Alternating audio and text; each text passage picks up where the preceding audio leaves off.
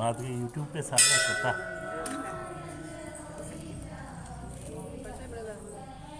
YouTube पे channel है।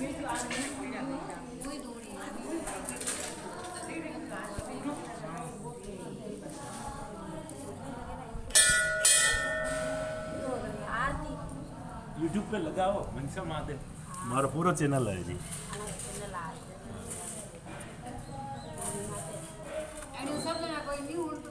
बेटे बेटे होने से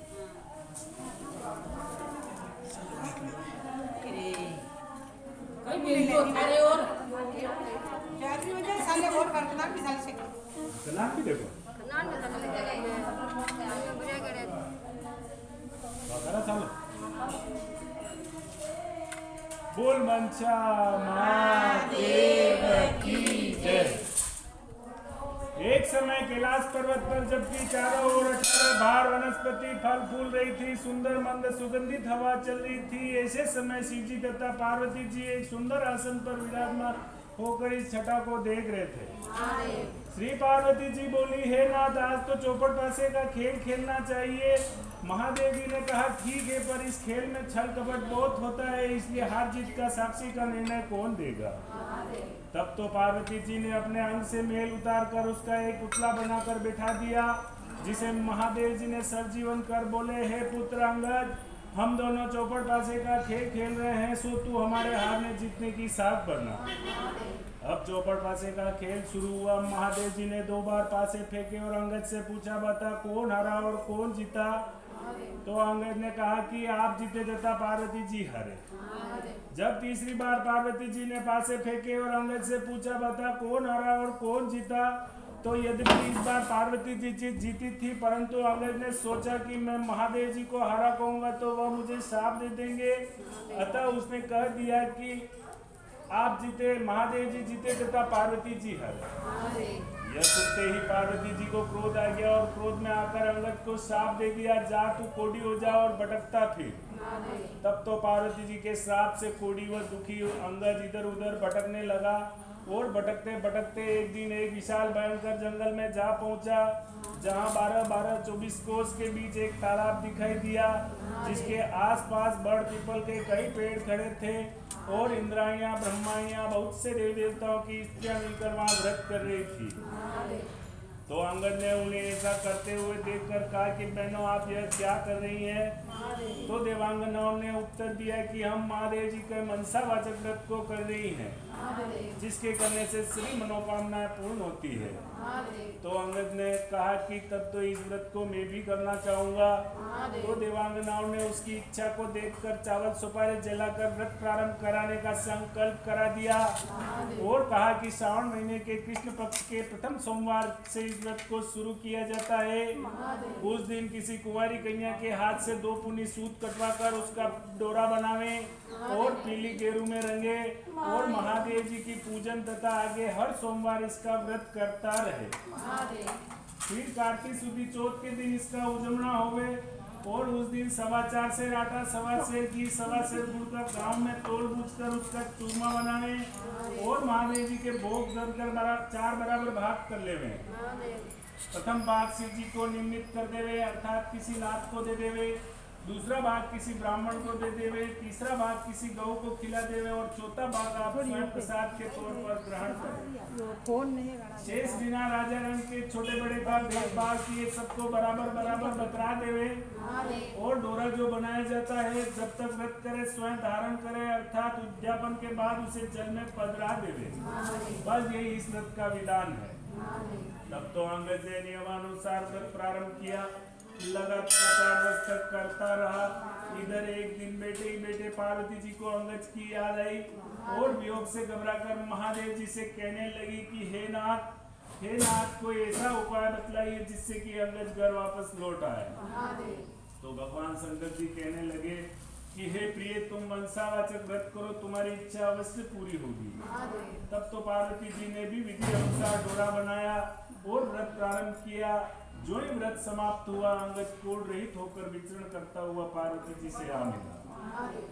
पुत्र को देखते ही पार्वती जी खुशी के मारे हंसने लगी। परंतु अंगद ने सोचा कि माता जी ने मेरे बिना बुलाए लौट आया हूँ यह जानकर हंस रही है, इसलिए वह गुस्से में भरकर वापस लौटने लगा। तो पार्वती जी ने उसको उठकर पकड़ लिया कि हे बेटा फिर से तू कहाँ जा रहे हो। तो अंगद बोला कि हे माता जी मैं बिना बुलाए लौट आया हूँ यह जानकर आप हंस रही है, इसलिए मैं वापस जा रहा हूँ। तो पार्वती जी बोली नहीं बेटा मैं तुम्हारे आने से नहीं हंसी हूँ, मैं तो मनसावाचक व्रत के प्रभाव को देखकर हंसी हूँ जिसे कि मैंने तुम्हारे मिलने की इच्छा से किया था। तो अंगद बोला कि हे माता यह व्रत तो मैंने भी किया है। तो पार्वती जी बोली यह व्रत तूने किया तभी तो तेरे श्राप का प्रभाव नष्ट हो गया, और यह व्रत मैंने किया जिससे मुझे खोया हुआ पुत्र फिर से आकर मिल गया। परंतु बेटा अब तेरी क्या इच्छा है सो मुझसे कह। तो अंगद बोला कि हे माता मेरी इच्छा है कि मैं उज्जैन का राजा बनूं। तो पार्वती जी बोली अच्छा बेटा तू अभी उज्जैन चला जा, वहां का राज्य तुझे मिल जाएगा। बोल मनसा एक ही खतर जेली बोला जे बोला अटो वो पैराग्राफ चेंज जे बोले पौधा तो खड़ी हुए ना मतलब पैराग्राफ चेंज है। माता का आशीर्वाद पाकर अंगद वहां से उज्जैन जा पहुंचा। इधर उज्जैन के राजा ने अपनी इकलौती कन्या का स्वयंवर रखा था और शर्त रखी थी कि हथिनी जिसके गले में वरमाला डाल देगी राजकन्या का विवाह उससे कर दिया जाएगा। अतः स्वयंवर के समय एक हथिनी को श्रृंगार कर उसकी सुंड में वरमाला देकर कहा गया कि हे हथिनी तू देवी के समान है, अतः इस सभा में जो तुम्हें राजकन्या के योग्य वर दिखाई दे उसके गले में वरमाला डाल दे।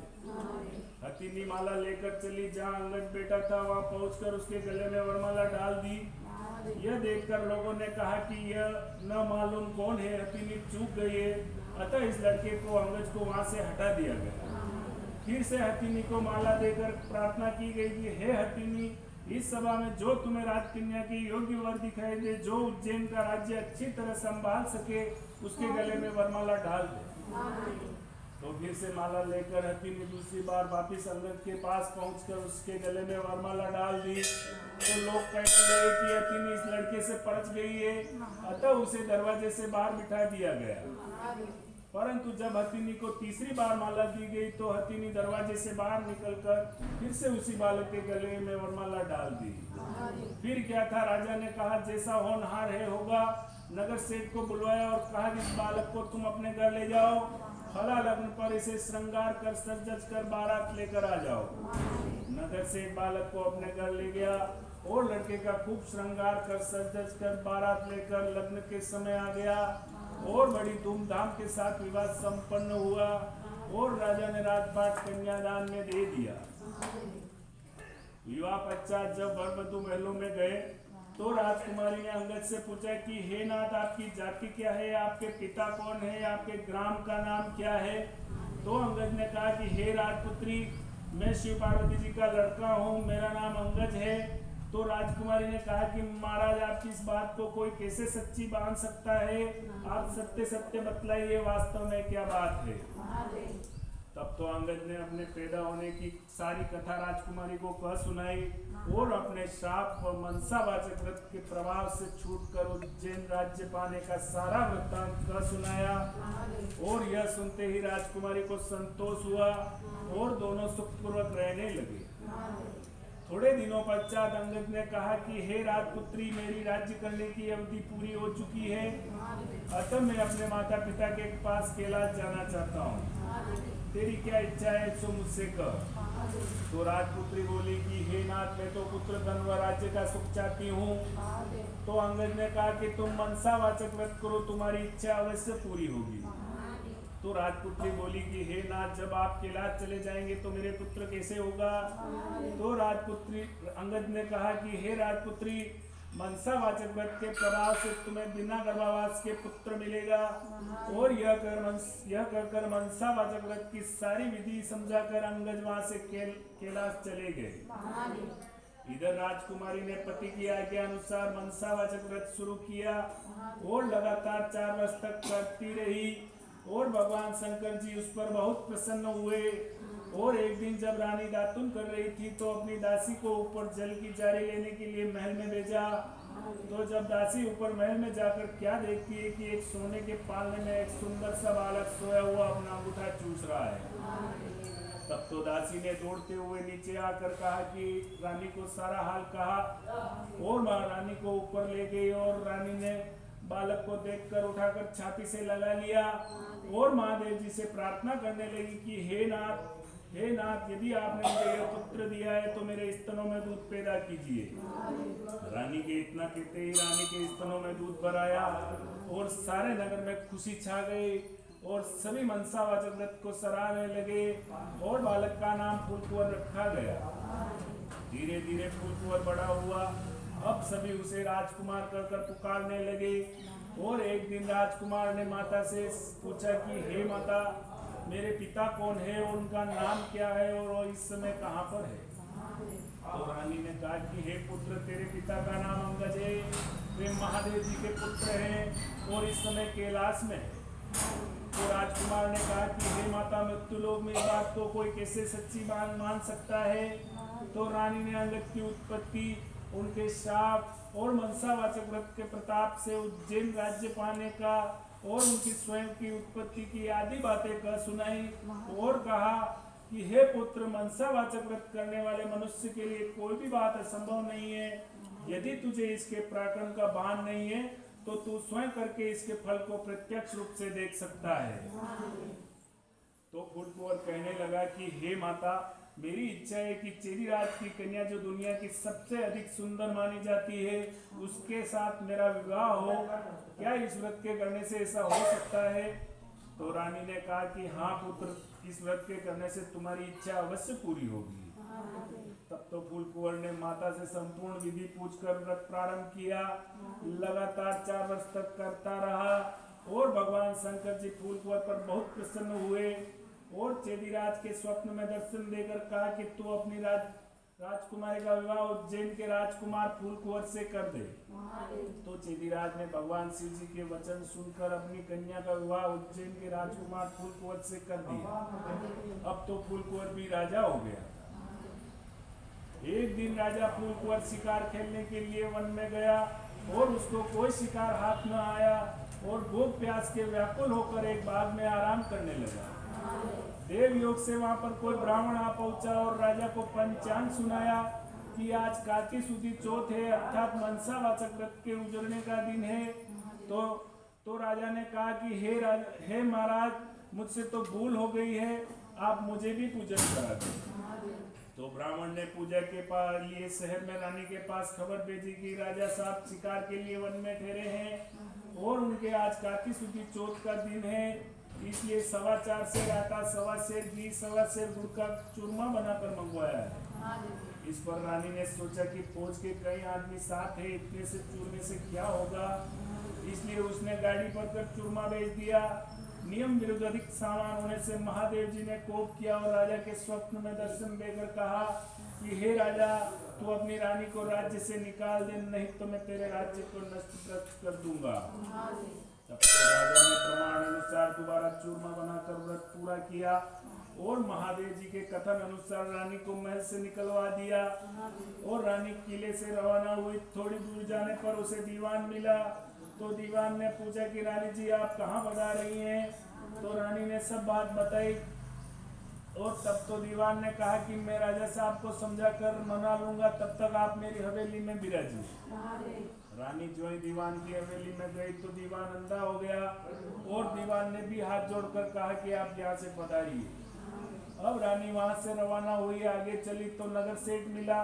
तो उसने भी यही कहा कि राजा साहब को 1-2 दिन में मना लेंगे, तब तक आप मेरे घर में विराजिए। जो ही रानी नगर सेठ के घर में गई तो नगर सेठ की हुंडियां चलना बंद हो गई और कई तरह के उपद्रव होने लगे। तो नगर सेठ ने भी हाथ जोड़कर यहाँ से चले जाने की प्रार्थना की।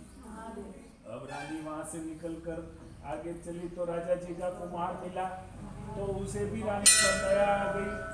तब तो उसने भी कहा राजा जी का क्रोध शांत हो, तब तक आप मेरे घर में रहिए। तो रानी के वहां जाते ही कुमार का हवा बैठ गया, सारे बर्तन फूट गए और कुमार स्वयं अंधा हो गया। तब तो कुमार ने भी रानी को वहां से चले जाने की प्रार्थना की। अब रानी वहां से निकल कर गई तो आगे माली मिला, तो उसने भी यही पूछा कि रानी जी आप कहाँ बता रही हैं। तो रानी ने सब बात बताई और माली ने कहा कि जब तक राजा जी का क्रोध शांत हो तब तक आप मेरे बाग में रहिए। तो रानी की वे वहां जाते ही बाग के सारे पेड़ पौधे सूख कर जलने लगे और माली को भी कम दिखने लगा और खेत कुओं का भी पानी सूख गया। तब तो माली ने भी रानी को वहां से चले जाने को कह दिया। अब रानी वहां से निकलकर विचार करने लगी कि मुझसे ऐसा क्या पाप हो गया है कि मैं जहां भी जाती हूँ वहां सत्यानाश होने लगता है, सत्यानाश होने लगता है। तो ऐसा सोचते सोचते आगे चली तो क्या देखती है कि दो रास्ते हैं। पूछने पर मालूम हुआ कि एक रास्ता 6 महीने का और एक रास्ता 3 दिन का। तो रानी 3 दिन के रास्ते से चली तो आगे उसे एक शिप्रा नाम की नदी मिली। तो रानी ने दुख के मारे उसमें कूदकर आत्महत्या करनी चाहिए। जो ही रानी नदी के अंदर कूदी तो वह नदी भी सूख गई। अब रानी आगे चली तो उसे एक पर्वत आया, आगे एक पर्वत आया तो रानी ने सोचा इस पहाड़ पर चढ़कर गिर पड़ो। तो जो ही रानी पहाड़ पर चढ़कर गिरने लगी तो वो पर्वत भी जमीन के बराबर हो गया। आगे जाने के बाद उसे एक सिंह दिखाई दिया। रानी ने सोचा इस सिंह को छेड़ू, वह मुझे खा जाएगा तो अच्छा है। जो ही रानी ने सिंह के ऊपर हाथ फेरा तो वह सिंह भी पत्थर का हो गया। आगे जाने के बाद उसे एक बड़ा भारी अजगर सर्प दिखाई दिया। रानी ने मरने की इच्छा से उस सर्प को छेड़ा तो वह सर्प भी रस्सी का हो गया। अब रानी हार खाकर आगे चली तो क्या देखती है कि एक बड़ा भारी पीपल का वृक्ष है, उसके पास एक सुंदर कुआं है और एक मंदिर बना हुआ है। रानी वहां जाकर मुंह ढककर बैठ गई और ओम नमः शिवाय, ओम नमः शिवाय इस पंचाक्षरी मंत्र को जपने लगी। उस दिन कार्तिक सुदी चौथ पर उजड़ने का दिन था और मंदिर का पुजारी नाथ गांव में सामान लेने के लिए गया था। वहां उसको कुत्तों ने काट खाया। तो पुजारी नाथ विचार करने लगा कि आज मेरे आश्रम में ऐसा कौन पापी आ पहुंचा है जिसके कारण यह उत्पात हुआ है। तो नाथ जी ने जब मंदिर में आकर एक स्त्री को बेटा देखा तो सोचने लगा कि आज मेरे आश्रम में कौन डाकन या भूतनी आ गई है। तो रानी ने नाथ जी को देखकर विनय पूर्वक बोली कि हे महाराज मैं तो न तो कोई डाकन हूँ न भूतनी हूँ, मैं मानवी हूँ, आकाश की घेरी जमीन की झेली एक दुखी स्त्री हूँ। यदि आप मुझे धन की बेटी बनाओ तो मैं अपना सारा बेट कहूँ। तो नाथ जी ने यह स्वीकार कर लिया।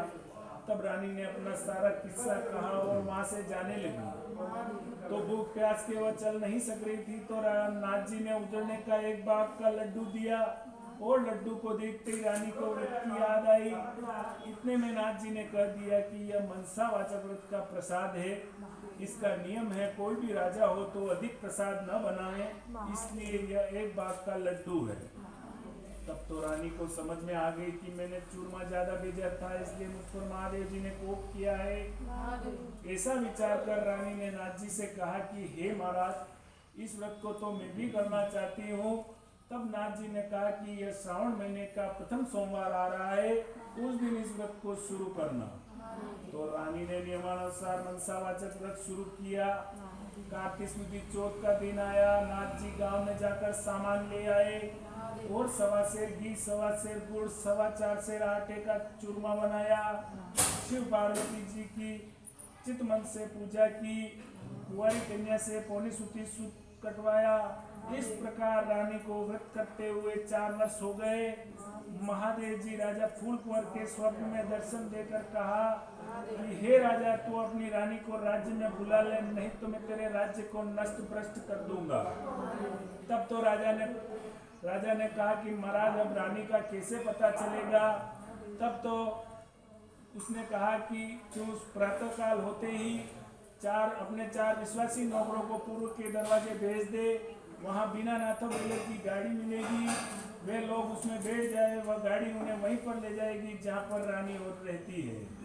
बोल मंचा महादेव की जय। प्रातः काल होते ही राजा के 4 विश्वासी नौकरों को पूर्व के दरवाजे भेज दिया।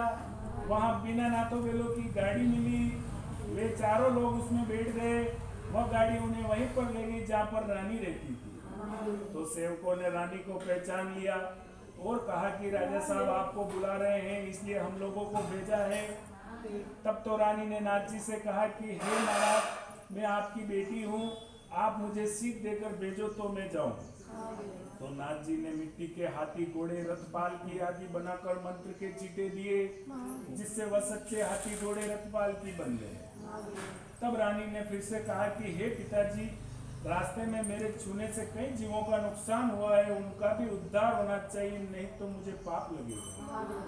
तब तो नाथ जी ने शिव जी के निर्मल्य स्नान कराए हुए जल की जारी भर कर दी और कहा कि हे बेटी, तू ओम नमः शिवाय कहकर जल की जारी कर जिस पर छींटा डालेगी वह पुनः अपने असली स्वरूप को प्राप्त हो जाएगा। तो रानी ने चारों सेवकों के साथ रथ पालकी में बैठकर रवाना हुई तो आगे चलते चलते उसे रास्ते में वह सर्प आया जो उसके छूने से रस्सी हो गया था। तो रानी ने ओम नमः शिवाय कहकर मंत्र का छींटा दिया और जल की जारी का जैसे ही छींटा डाला तो वह पहले जैसा सर्प बनकर चलने लगा। और आगे वही सिंह जो पत्थर होकर पड़ा मिला, तो रानी ने ओम नमः शिवाय पढ़कर जो ही जल की जारी का छींटा डाला तो वह जीवित होकर गरजता हुआ वन में चला गया।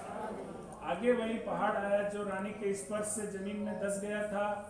तो रानी ने ओम नमः शिवाय कहकर जो ही जल की जारी का छींटा मारते ही वह पहले जैसा पर्वत हो गया। आगे जाने के बाद उसे वह नदी आई जो रानी के स्पर्श से सूख गई थी। तो रानी ने ओम नमः शिवाय कहकर जो ही जल की जारी का छींटा डाला तो वह पहले जैसे गहरे निर्मल जल से बहने लगी। अब रानी ने पालकी, फौज आदि को किले में भेज दिया, खुद उस बाग में गई जो उसके कारण सूख गया था। तो बागवान ने रानी को देखकर कहा कि हे रानी जी, आप फिर से क्यों आ रही है? पहले ही आपके कारण आने से यह बाग सूख गया था। परंतु रानी के समझाने बुझाने के बाद माली ने फाटक खोला। तो रानी ने ओम नमः शिवाय कहकर जो ही जल की जारी का छींटा डाला तो वह पहले सूखा हुआ बाग अच्छा हरा भरा बगीचा हो गया। फिर से कोयले बोलने लगी और नाना प्रकार के फल फूल दिखाई देने लगे और खेत कुएं के पानी भी जल पर आया। अब रानी वहां से कुमार के घर पर गई जो अंधा हो गया था। तो रानी ने ओम नमः शिवाय कहकर जो ही जल की जारी का छींटा डाला तो कुमार की आंखें खुल गई और आवे के सारे बर्तन सोने चांदी के हो गए। तब तो कुमार ने भी कहा कि हे रानी जी, यह सोने चांदी के बर्तन हमारे पास कौन रहने देगा? तब तो रानी ने कहा कि इसमें से 4 बर्तन ले जाकर तू राजा जी को भेंट कर देना, शेष तू रखना, यह मेरा हुक्म है। इस प्रकार रानी नगर सेठ के घर पर गई तो नगर सेठ की उंगलियां सिकड़ने लगी, व्यापार में लाभ होने लगा। तब तो नगर सेठ ने कहा कि अंदाता आपके पधारने से रिद्धि सिद्धि हुई है, अतः मैं खुशी से सारी नगरी को जिलवाना चाहता हूँ। तो रानी ने बात मान ली और नगर में डिंडोरा पिटवा दिया, कल किसी के यहाँ पर धुआं नहीं निकलेगा, अगर किसी का चूल्हा जला तो 101 रुपया जुर्माना होगा। आगे चलकर दीवान के यहाँ पहुंची तो दीवान की भी आंखें खुल गई, सर्वत्र आनंद छा गया। अब रानी साहिबा किले में पधारी तो राजा जी ने बड़ा भारी स्वागत किया और जलसा मनाया। बोल मंचा महादेव की जय। दूसरे दिन नगर सेठ ने सारे नगर को जिमवाया और किले में जाकर रानी जी से प्रार्थना की कि अंदाता आप भी आरोगी। तो रानी ने कहा कि आज मेरे काफी सुधी चौथ के उजड़ने का दिन है, सो मैं किसी भूखे को जिमवा कर जीमूंगी। परंतु सारे नगर के लोग तो नगर सेठ के यहाँ पर जिमने गए थे। ढूंढते ढूंढते धोबी घाट पर एक अंधी, बहरी, कोड़ी धोबिन भूखी पड़ी मिली। रानी की आज्ञा से उसे लाया गया, उसे स्नान कराया गया। स्नान कराते ही उसका सारा कोढ़ मिट गया। उसको जो ही मनसावाचक व्रत की सारी कथा सुनाई और कथा सुनाते ही उसके लिए स्वर्ग से विमान आया और बुद्धि धोबिन कथा सुनने और प्रसाद लेने मात्र से सदैव के लिए वैकुंठ चली गई। इस प्रकार राजा रानी हर साल मनसावाचक व्रत करते रहे, संसार के सभी सुखों को भोगते रहे। अंत में पुत्र को राजगद्दी देकर शिवलोक सिधार गए। ओम मनसा महादेव की जय। महादेव महादेव पर गोतला कथा करेंगे ना। बस मुंडा काल में दा कहीं ये सब बोल लीजिए। कटे बोले सब कटे बोले हाँ बोलो जोर मार मार मत में बोल रहा हाँ जोर बोलो यार रानी में मुंडे मुंडे उकार हाँ यार सब ये उकार एक जणो दे पण आप सब करेगा महादेव महादेव जो ही उकार नहीं दे मुंडे मुंडे महादेव की तरह आपकी क्या है आप बात यार और आपके बोलो अब आज से मंदिर भी खुल गए हैं और सोशल डिस्टेंसिंग बनाकर खूब और पधार सकते हैं। लॉकडाउन करने क्यों